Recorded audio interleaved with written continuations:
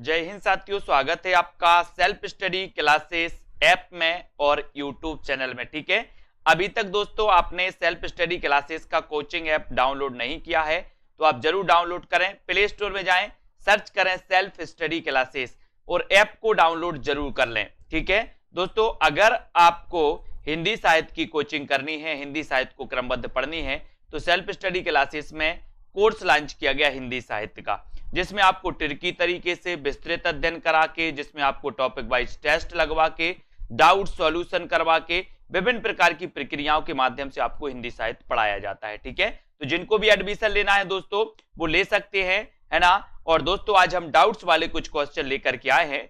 आपसे एक क्वेश्चन पूछा जाता है कि साय में धूप ये किसकी रचना है? साय में धूप की रचनाकार कौन है या काव्य कृति के रचनाकार कौन है? तो आप नॉर्मली सा क्वेश्चन लगाते हो दोस्तों दुष्यंत कुमार, लेकिन एक डाउट्स यहां पर है, एक रचना और पूछी जाती है दोस्तों सीढ़ियों पर धूप में। एक रचना और पूछी जाती है, कौन सी? सीढ़ियों पर धूप में।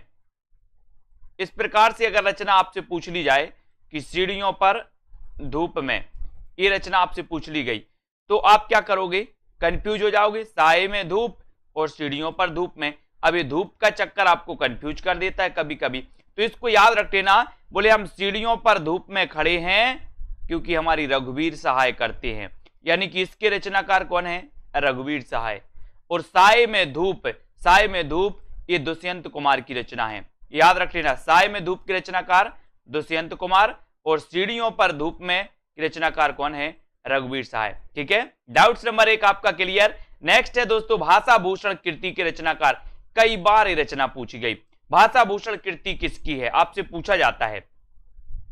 तो यहां पर दोस्तों कई लोग कंफ्यूज होते हैं, यहां पर भूषण दिया है तो कई लोग भूषण लगाए आते हैं, लेकिन याद रख लेना कि भाषा भूषण कौन है। बोले आपके आसपास कोई जसवंत नाम का लड़का हो या जसवंत कोई आपके आसपास हो परिवार में, बोले हमारे जसवंत तो भाषा भूषण हैं। बोले भाषा भूषण जसवंत से हैं, भाषा भूषण जसवंत से हैं। ठीक है, जबकि भूषण की रचनाएं आपने पढ़ी होंगी छत्रसाल दशक, शिवराज भूषण, तो भूषण से कंफ्यूज नहीं होना।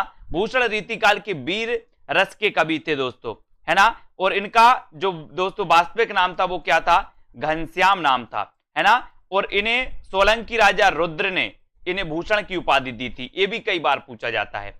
ठीक है, तो भाषा भूषण ये कृति किसकी है? जसवंत सिंह की। ओके, डाउट्स नंबर क्लियर हो गया। आदि काल को आरंभिक काल किसने कहा?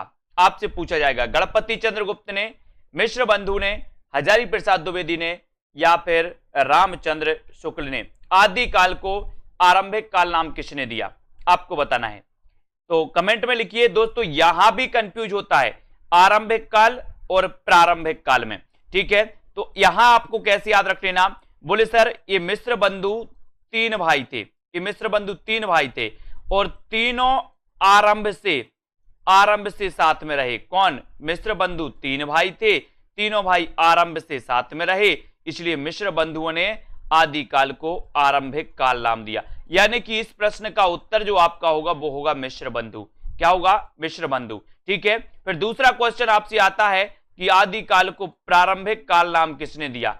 तो आपका उत्तर हो जाएगा दोस्तों गणपति चंद्रगुप्त, क्योंकि जब हम कोई भी काम प्रारंभ करते हैं तो हम क्या करते हैं? श्री गणेश करो। बोले श्री गणेश करो, यही बोलते ना, श्री गणेश। तो प्रारंभ करते हैं तो श्री गणेश बोलते हैं, तो गणेश से क्या हो जाएगा? गणपति, है ना, गणपति चंद्रगुप्त। और मिश्र बंधु आरंभ से साथ में रहे तो आरंभिक काल किसने कहा? मिश्र बंधु ने। ठीक है, क्लियर, बहुत बढ़िया। वीडियो को लाइक जरूर कर दें, अपने मित्रों तक शेयर करो। द्वैतवाद के प्रवर्तक कौन है? कई बार कंफ्यूजन वाला क्वेश्चन है दोस्तों। द्वैतवाद के प्रवर्तक कौन है आपसे पूछा जाता है, तो यहां पर कैसेट फंस जाती है। एक तो दोस्तों अद्वैतवाद, दूसरा द्वैतवाद, तीसरा द्वैताद्वैतवाद।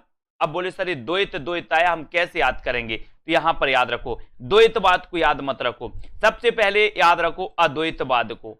अद्वैतवाद दोस्तों, अद्वैतवाद के प्रवर्तक कौन है? बोले अद्वितीय है। कौन? शंकर। शंकर अद्वितीय है, तो अद्वितीय से क्या बनेगा? अद्वैत। और अद्वैतवाद के प्रवर्तक कौन होंगे? बोले शंकर अद्वितीय है, इसलिए शंकराचार्य। फिर आपसे पूछा जाएगा द्वैताद्वैत।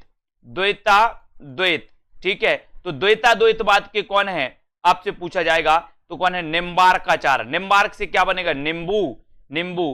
बोले सर हम नींबू देत देत थक गए, पड़ोसी को नींबू देत देत थक गए। देत देत से क्या बनेगा, द्वैताद्वैत, और देत देत क्या थक गए, नींबू। तो द्वैताद्वैतवाद के प्रवर्तक कौन होंगे, निम्बार्काचार्य, है ना। द्वैताद्वैत के निम्बार्काचार्य, अद्वैतवाद के शंकराचार्य। तो आपसे द्वैतवाद पूछा जाएगा तो आप सीधा याद बता देना, मध्वाचार्य। बोले सर द्वैताद्वैत याद हो गया, अद्वैत हो गया, तो द्वैतवाद के मध्वाचार्य, है ना। और माधव बोले हमें देत हैं, माधव देत हैं, देत है माधव की नहीं, तो याद रख लेना द्वैतवाद के मध्वाचार्य, द्वैताद्वैतवाद के निम्बार्काचार्य, अद्वैतवाद के शंकराचार्य, है ना। और दोस्तों पुष्टि मार्ग का प्रवर्तन या शुद्धाद्वैतवाद का प्रवर्तन किया था किसने, वल्लभाचार्य ने, है ना। सूरदास के गुरु का नाम क्या था, वल्लभाचार्य, ठीक है। इनको याद रखेंगे। बात करेंगे दोस्तों अगले क्वेश्चन की, हिंदी का जातीय कवि किसे कहा जाता है। एक क्वेश्चन आपसे पूछा जाता है, तो आप यहां से किस में उत्तर लगाओगे, कमेंट में आप बता दीजिए। हिंदी का जातीय कवि किसे कहा जाता है, अगर आपसे पूछा जाए तो आपको उत्तर लगाना है दोस्तों तुलसीदास, है ना।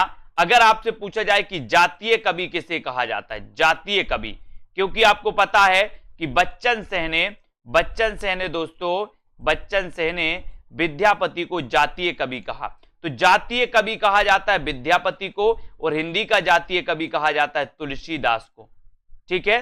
तो आपसे पूछा जाएगा कि बच्चन सेन ने जातीय कवि किसे कहा, तो आप विद्यापति लगाना। एक क्वेश्चन और आता है, मैथिल कोकिल किसे कहा जाता है, विद्यापति। अभिनय जयदेव किसे कहा जाता है, अभिनव जयदेव, विद्यापति। कवि कुलशेखर किसे कहा जाता है, तो विद्यापति, है ना। ये विद्यापति है जिन्हें जातीय कवि कहा जाता है, लेकिन हिंदी का जातीय कवि तो कौन है, तुलसीदास, है ना। याद रख लेना, इन्हें तुलसीदास को अनुप्रास का बादशाह भी कहा जाता है, रूपकों का बादशाह भी कहा जाता है, किसको, तुलसीदास को। इनको याद रख लेना। इनकी रचनाओं की और मैं आपको ट्रिक बता दे रहा हूं। इनकी रचनाओं में दोस्तों इनकी 12 प्रमाणिक रचनाएं हैं, किसकी, तुलसीदास की। अब 12 प्रमाणिक रचनाओं में, जिन रचनाओं में राम और मंगल लिखा मिल जाए आपको, इन 12 प्रमाणिक रचनाओं में से राम और मंगल लिखा मिल जाए, मतलब समझ लेना कि वो अवधी भाषा की हैं।